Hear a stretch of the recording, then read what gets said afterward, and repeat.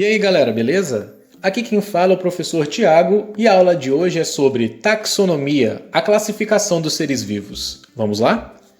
A taxonomia é a parte da ciência que dá nome aos seres vivos e os organizam em grupos de acordo com as suas características em comum. Além de ser usada na classificação dos seres vivos, a taxonomia também é utilizada no nosso dia a dia. Então, para entender melhor, vamos observar os exemplos a seguir. No exemplo 1, temos os corredores de produtos nos supermercados.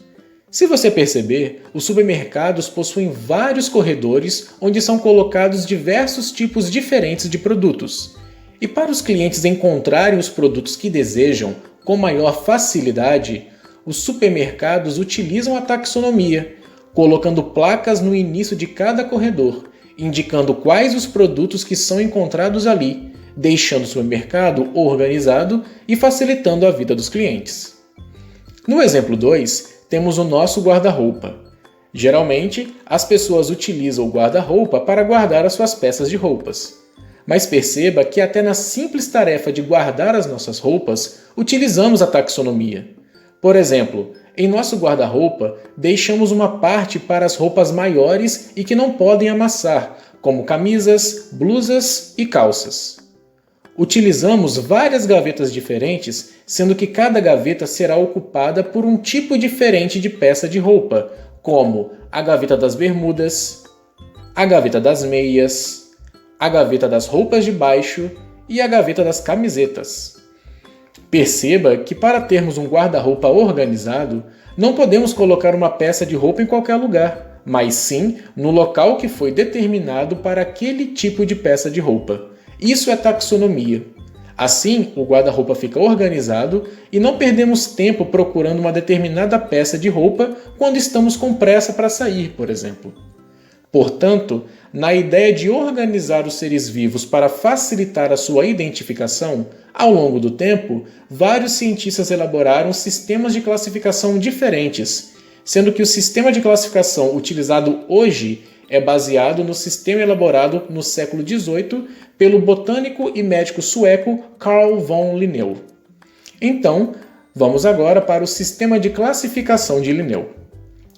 O sistema de classificação de Linné é formado por 7 grupos ou níveis taxonômicos, que são reino, filo, classe, ordem, família, gênero e espécie, sendo que o reino é o nível taxonômico mais abrangente, ou seja, possui uma maior variedade de seres vivos diferentes que possuem características gerais em comum.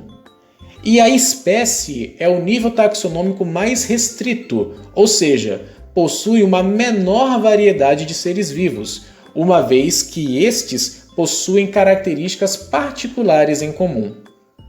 Para facilitar a ordem dos níveis de classificação de Linné, do maior para o menor, usamos o macete do Reficofage, onde Re significa reino, o Fi significa filo, o C significa classe, a letra O significa ordem, o Fá é de família, a letra G significa gênero e a letra E significa espécie.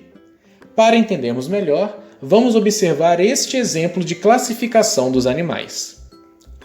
O reino Animalia é ocupado pelos animais, ou seja, seres pluricelulares e heterótrofos, como a onça-pintada, o tigre, o lobo-guará, o gato selvagem europeu, a rã-touro, a borboleta e o mico-leão dourado.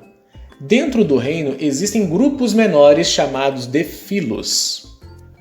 O filo Chordata é ocupado pelos animais que possuem coluna vertebral. Como a borboleta é um animal que não possui coluna vertebral, ela não faz parte deste filo. Dentro do filo, existem grupos menores chamados de classes. A classe mamália é ocupada por animais que possuem pelos e glândulas mamárias. Como a rã-touro não possui essas características, ela não faz parte desta classe. Dentro da classe existem grupos menores chamados de ordens. A ordem carnívora é ocupada por animais que possuem dentes caninos fortes, longos e pontiagudos. Como o mico-leão-dourado não possui essas características, ele não faz parte desta ordem. Dentro da ordem existem grupos menores chamados de famílias. A família Felidae é ocupada por animais felinos. Como o lobo-guará não é um felino, e sim um canídeo, como os cães e lobos, ele não pertence a esta família. Dentro da família existem grupos menores chamados de gêneros.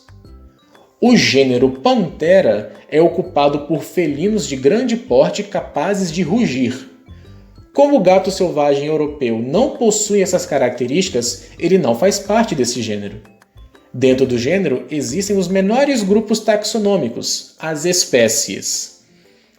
A espécie Panthera onca é ocupada pela onça-pintada, que é um felino de grande porte, capaz de rugir e que possui manchas arredondadas escuras em sua pele.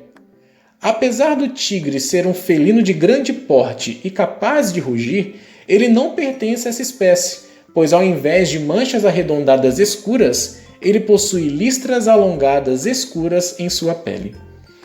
Vamos agora para as regras de nomenclatura de Linneu. Linneu, em seu sistema de classificação, determinou duas regras básicas. Primeira regra: os nomes de todos os níveis taxonômicos devem ser em latim, pois é uma língua morta, ou seja, não é mais utilizada em nenhum lugar, portanto não sofre modificações ao longo do tempo. Segunda regra: o nome das espécies deve ser binominal, ou seja, formado por dois termos. Para entendermos melhor, vamos observar os exemplos a seguir.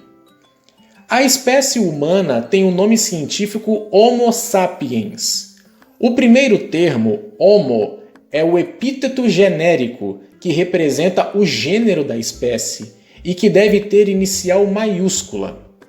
E o segundo termo, sapiens, é o epíteto específico, que deve ter inicial minúscula e que, juntamente com o epíteto genérico, forma o nome da espécie, Homo sapiens. Já a bananeira tem o nome científico Musa paradisíaca, sendo que musa é o epíteto genérico, que representa o gênero da bananeira, e paradisíaca é o epíteto específico, que junto com musa forma o nome da espécie, Musa paradisíaca. Atenção para a observação, pessoal. Os nomes do gênero e da espécie devem ser escritos com destaque, ou em itálico ou sublinhado. E aí, pessoal, ficou alguma dúvida? Se ficou, veja novamente esta videoaula, beleza? Então é isso. Até a próxima aula de ciências do professor Tiago.